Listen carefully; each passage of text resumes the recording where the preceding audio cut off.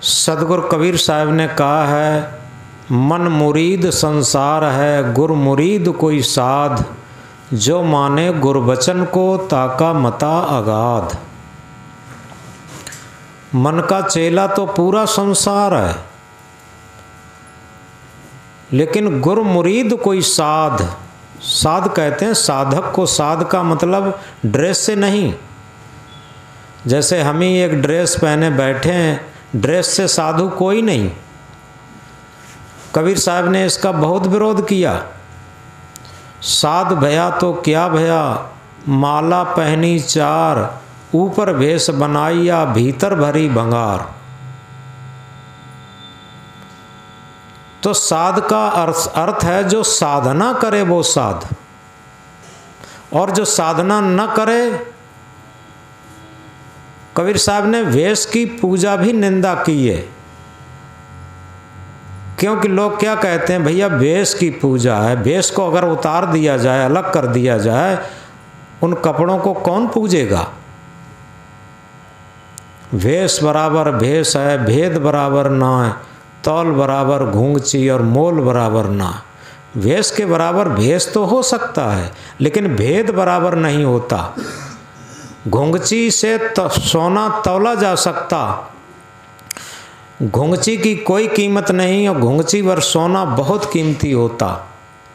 तो इसलिए वेश के बराबर भेष हो सकता है, भेद बराबर नहीं हो सकता। तो सदगुरु इंकलाब करके कहते हैं कि मन मुरीद संसार है, गुर मुरीद कोई साध, जो माने गुरबचन को ताका मता अगाध। मन के मते न चालिए, मन के मते अनेक, जो मन पर असवार है, सो साधु कोई एक। यथार्थ में जहाँ भी साधु, साधो, संतो शब्द कहा है, कबीर साहब ने किसी वेश के लिए नहीं कहा। वो किसी भी ड्रेस में हो और उसके अंदर साधुत्व हो, साधकत्व हो, भक्तत्व हो, संतत्व हो, तब वो साध कहा जाएगा, साधक कहा जाएगा, साधु कहा जाएगा। तो इस प्रकार हम दूसरे सूत्र में प्रवेश करते हैं।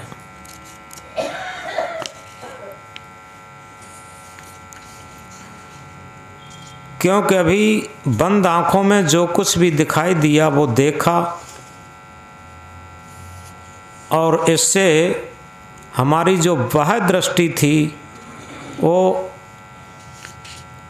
अंतर्मुखी दृष्टि होती है।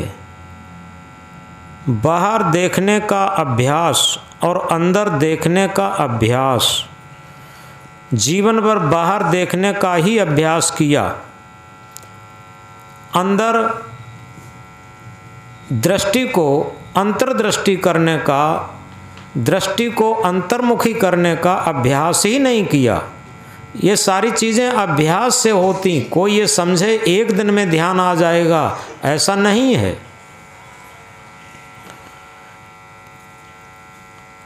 आओ न करने का सीखें विज्ञान। आज तक हमने करने का विज्ञान सीखा, लेकिन न करने का जो विज्ञान होता है उसे आध्यात्मिक विज्ञान कहते, और उसे ध्यान का विज्ञान कहते। जहाँ अनुभूत वाटिका में, अक्रिया के पुष्पों में, स्वरूप स्थित सैया पर पूर्ण विश्राम धाम में जागरूकता की अविचल शांति पाई जा सके। अनुभूत हमेशा अक्रिया में ही जागृत होती, सुषुप्ति में बेभान अवस्था रहती। तीन अवस्थाएं होती हैं, जागृत, स्वप्न और सुषुप्ति। जागृत में इंद्रियां और मन दोनों काम करते। स्वप्न में शरीर इंद्रियां सो जाती, केवल मन काम करता, और सुषुप्ति में मन भी सो जाता और बेभान निद्रा रहती, जहाँ पर कोई भी भान ही नहीं रहता, गहरी निद्रा, उसे कहते हैं सुषुप्ति।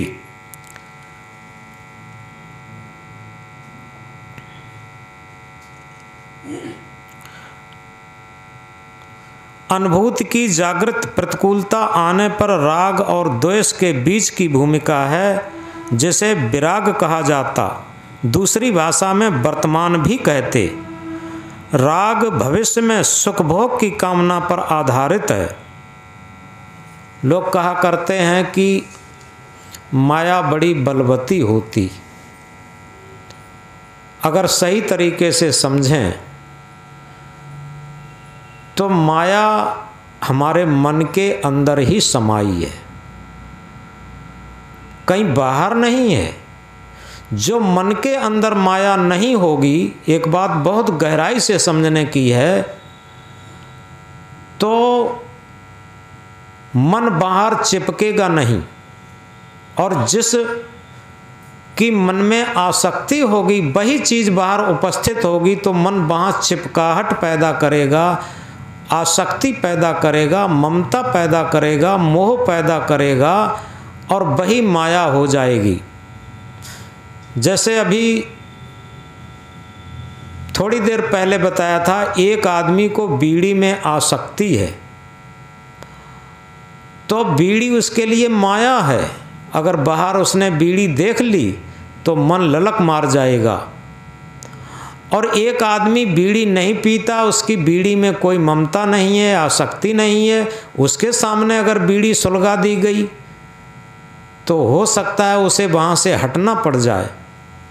अब बताओ, एक ही चीज़ है, एक के लिए माया है, एक के लिए नहीं है, स्थिति एक ही है। इसी तरीके से एक एग्जाम्पल है, ये एक उदाहरण है। इसी तरीके से जितने भी संसार के प्राणी पदार्थ हैं, सबकी यही स्थिति है।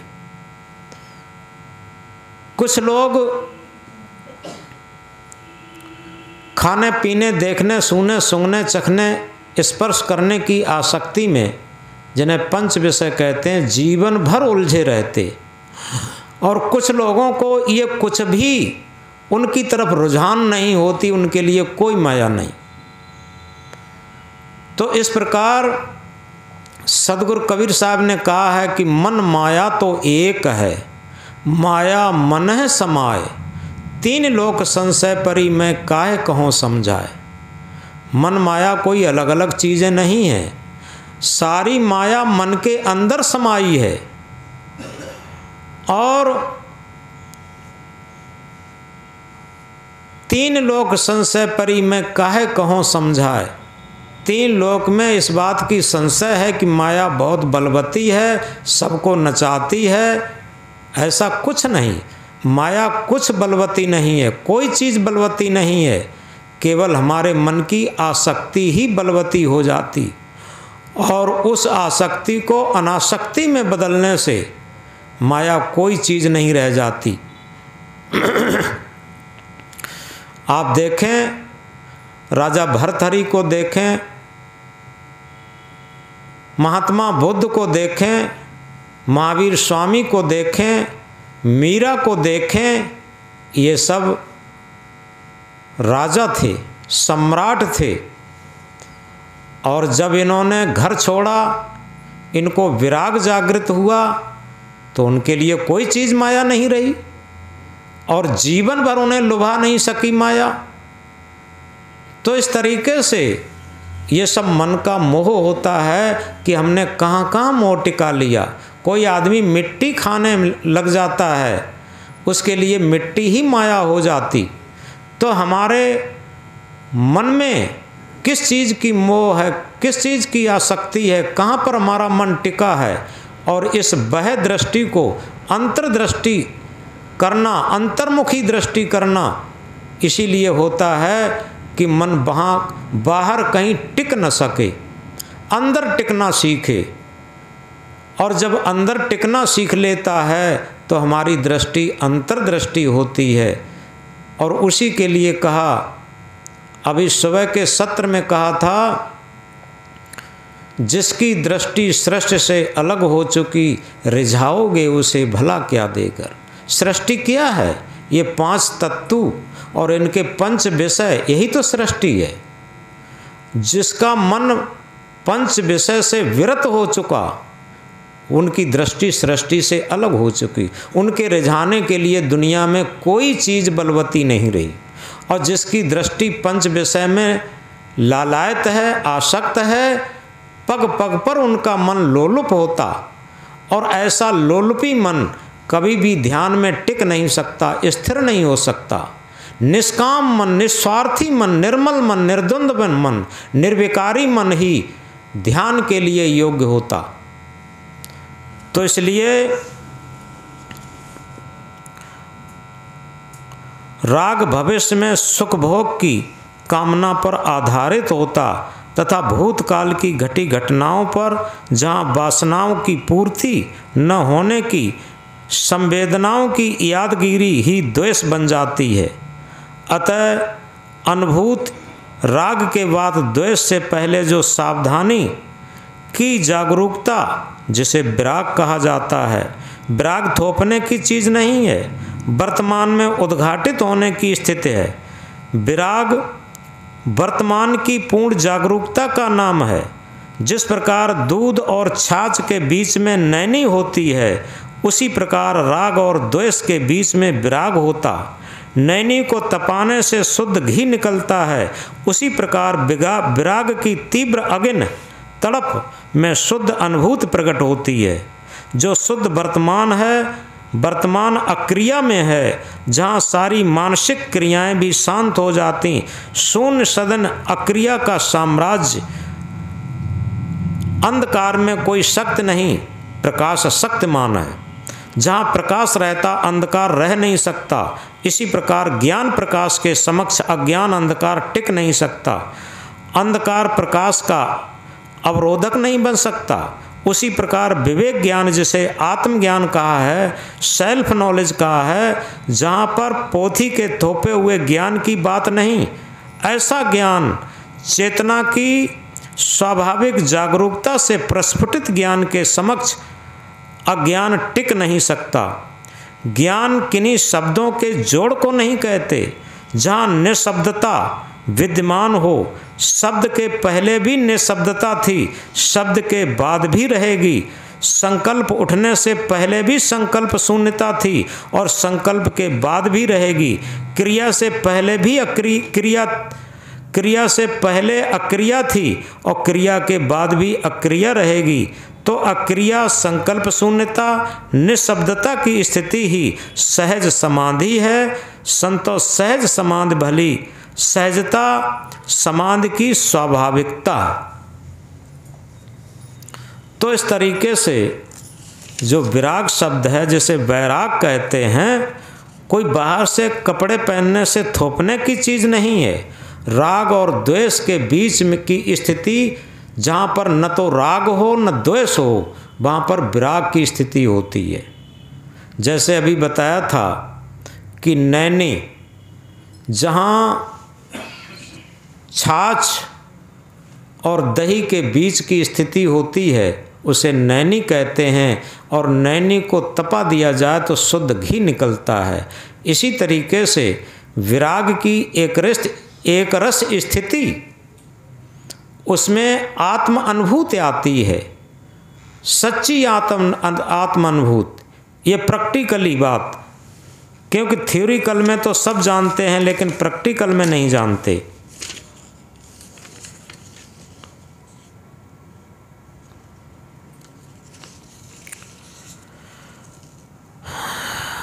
अंतर्दृष्टि के लिए हम अंदर देखेंगे। सहज आसन पर बैठकर आँख भी बंद करेंगे। जो इंद्रियां बहिर्मुखी रही हैं, उन्हें अंतर्मुखी करने के लिए दृष्टि का सबसे बड़ा मूल्य रहा है। दृष्टि पवित्र होते ही अन्य इंद्रियां भी पवित्र हो जाती। जिसकी सहज दृष्टि जिसकी हो जाती है, तो निश्चित है उसकी दृष्टि बिलखती नहीं है। एक जगह कहा है, जिसकी दृष्टि में मोहन समाया, उसकी दृष्टि बिलखती नहीं है। अब मोहन लगा लेते हैं लोग श्री कृष्ण से, यहाँ न श्री कृष्ण मोहन है, न महावीर मोहन है, न राम मोहन है, न कृष्ण मोहन है, न कबीर मोहन है। यहाँ पर है जिसकी दृष्टि में मोह न समाया, यानी जिसकी दृष्टि मोह से विरत हो चुकी, उसकी दृष्टि बिलखती नहीं है। यथार्थ में उसकी दृष्टि कहाँ होगी? अंतर्दृष्टि होगी, आत्म दृष्टि होगी, और स्व की तरफ, आत्म की तरफ अपने आप उसकी दृष्टि हो जाएगी। जब तक बाहर दृष्टि ललक मारती है, लालायत है, लोलुपी है, तब तक आत्मिक दृष्टि नहीं होती, अंतर्दृष्टि नहीं होती। और जब अंतर्दृष्टि हो जाती है तो बाहर दृष्टि में पवित्रता आ जाती, समानता आ जाती, राग द्वेष के द्वंद्व से हट जाती। तो इस प्रकार कुछ लोग अभी इसी सत्र में शामिल हुए हैं और बिल्कुल नए भी हैं। पहले थोड़ी देर हम पहला सूत्र भी प्रयोग करेंगे। बंद आँखों में जो कुछ भी दिखाई दे उसे हम देखें, और उससे क्या होगा? हमारी दृष्टि अंतर्दृष्टि होगी। इसके बाद आती जाती श्वास देखना शुरू करेंगे। अगले सत्र से पूरी तरीके से दूसरा और तीसरा सूत्र शुरू होगा। तो इस प्रकार पहले हम सहज आसन से बैठ जाएं। सहज आसन उसे कहते हैं जिसमें अपने पैरों में पीड़ा न हो। सहज आसन